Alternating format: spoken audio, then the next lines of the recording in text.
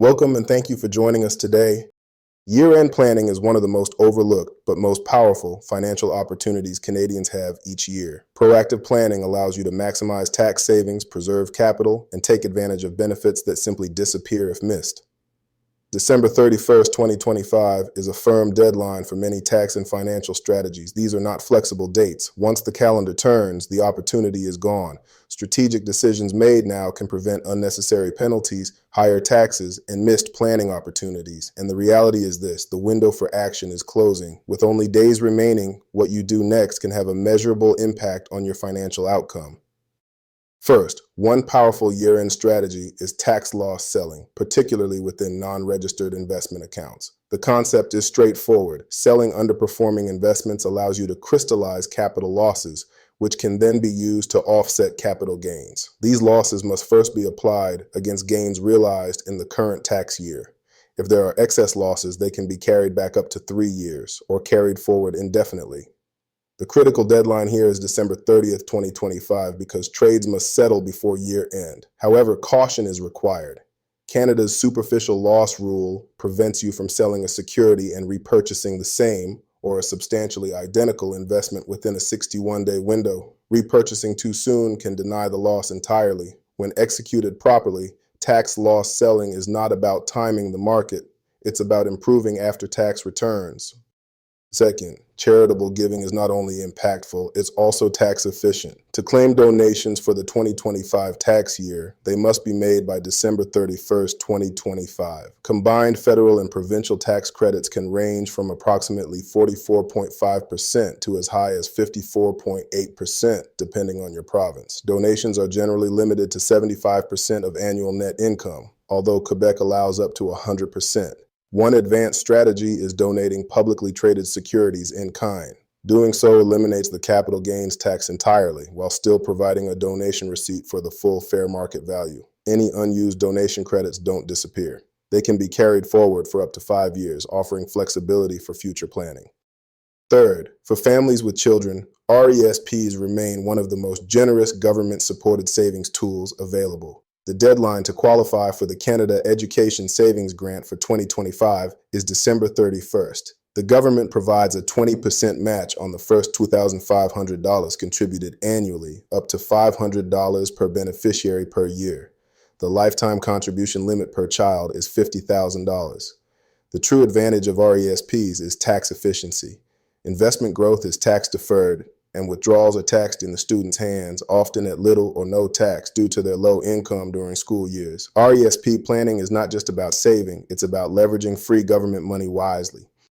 Fourth, TFSAs offer incredible flexibility, but timing matters. If you anticipate needing TFSA funds, withdrawing before December 31st, 2025 is often advantageous. Any amount withdrawn is added back to your contribution room on January 1st, 2026. If you wait until after December 31st, that contribution room is not restored until 2027. For 2025, the annual TFSA contribution limit is $7,000. The key takeaway is simple. Plan major TFSA withdrawals before year end to preserve future contribution flexibility and avoid unnecessary restrictions. Fifth, the First Home Savings Account is a powerful tool for first-time home buyers. Contributions are tax deductible, similar to an RRSP, and qualifying withdrawals for a home purchase are tax-free, like a TFSA.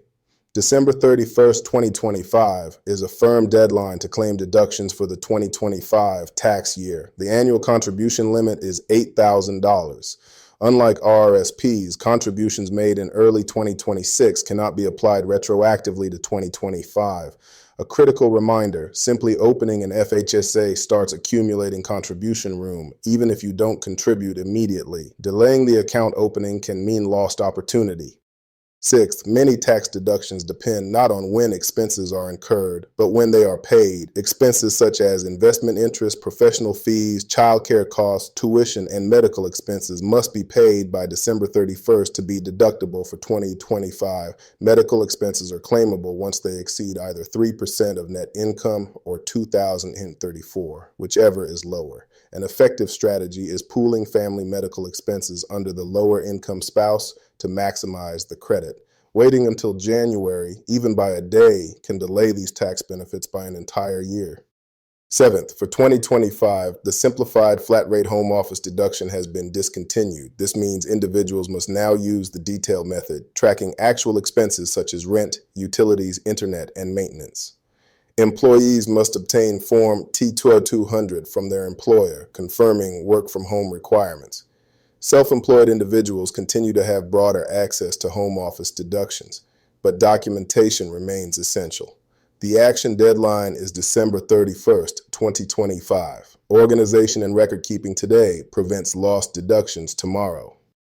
Eighth, for Canadians turning 71 in 2025, this is a critical planning year. By December 31st, 2025, RRSPs must be converted into either a RRIF or an annuity. This is also the last opportunity to make personal RRSP contributions. Some individuals choose to make a final substantial contribution in December, even leveraging January 1st, 2026 contribution room, accepting only a 1% penalty for 1 month if applicable. Handled properly, this final RRSP year can significantly enhance retirement income efficiency. In addition, if needed, it's important for someone turning 71 to contribute to a spousal RRSP if their spouse is younger, because it allows them to continue getting an immediate tax deduction, shifts retirement income to the lower income spouse for tax savings, helps avoid OAS clawbacks, and maximizes government benefits, essentially continuing to optimize the couple's overall tax situation even when the contributor can't put money into their own RRSP anymore. Importantly, if the spouse withdraws funds within 3 years of the last contribution, the amount is added to the contributor's, the 71-year-old's, income, not the spouse's. Ninth, pension income splitting allows couples to transfer up to 50% of eligible pension income to a spouse or partner. This strategy reduces the overall household tax burden by shifting income to the lower income partner. It requires filing Form T-1032 when submitting tax returns. For individuals aged 65 and over, converting RRSPs to RRIFs can unlock pension splitting eligibility, along with access to the federal pension tax credit of up to $2,000. This strategy is most effective when there is a meaningful income gap between partners. 10th, for incorporated business owners, shareholder loan deadlines are critical. Shareholder loans must generally be repaid within 1 year from the end of the corporation's fiscal year. For corporations with a December 31st year-end, loans made in 2024 must be repaid by December 31st, 2025. Failure to meet this deadline results in the loan being included as personal taxable income, often creating a large and unexpected tax bill. Missing this deadline is one of the most costly and avoidable mistakes business owners make.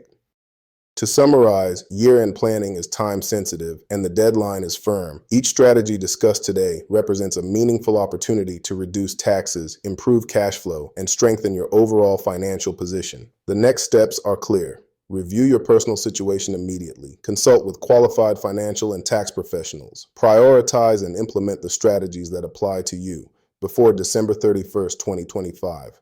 Your financial well-being is shaped by the actions you take today, not later. See you in the next video. Please remember to subscribe, like, and share.